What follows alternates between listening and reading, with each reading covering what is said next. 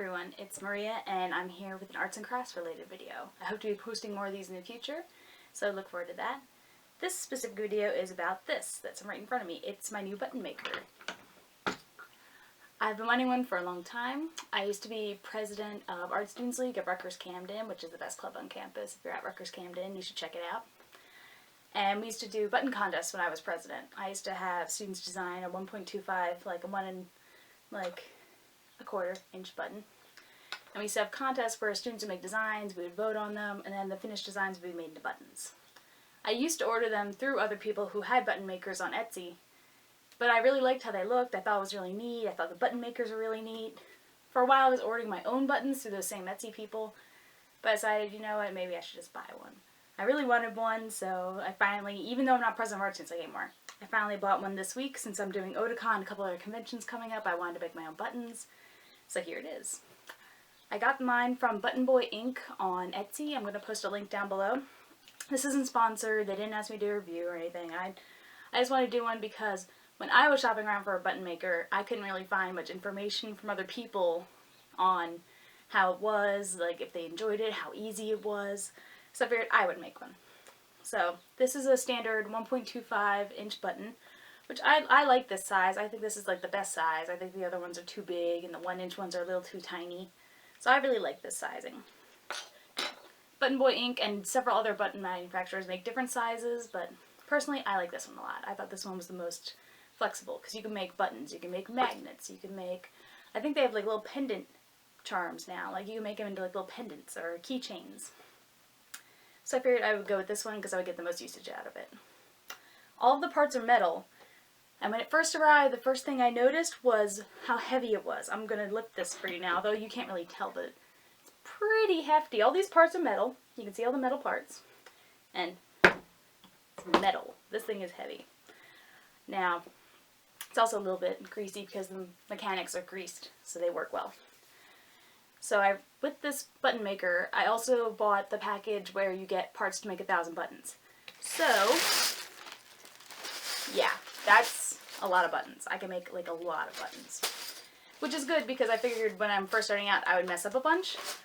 But so far I've made about 20 buttons and I haven't had one mess up yet. Like one malfunction or one broken button, one that didn't work.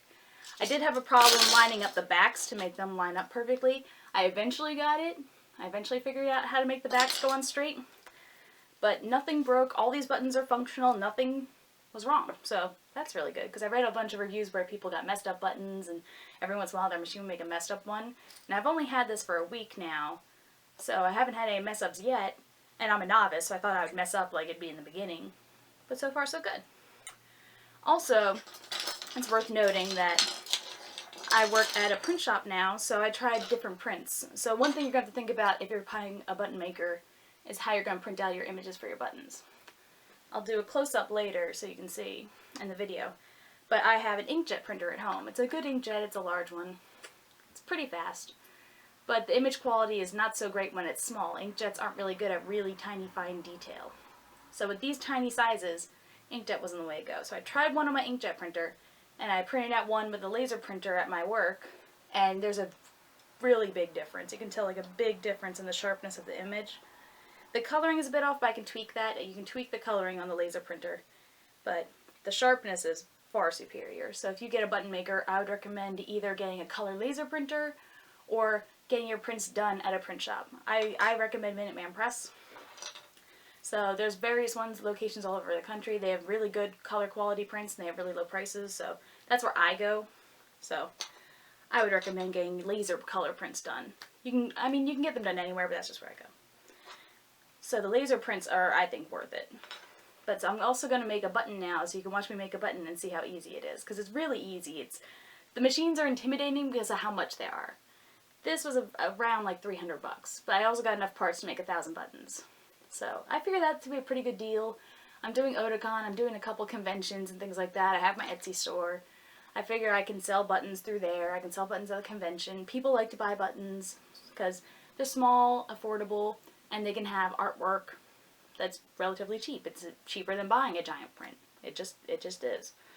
So now we're going to show you how to make a button. So these are the two buttons I had printed. This one uses a laser, so this one's printed with laser color.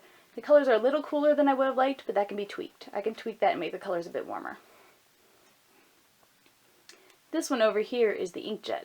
This one I printed at home. My inkjet printer is a pretty good inkjet printer. It's a couple $100. It's a decent quality inkjet printer, but it just doesn't work on normal, like, home paper.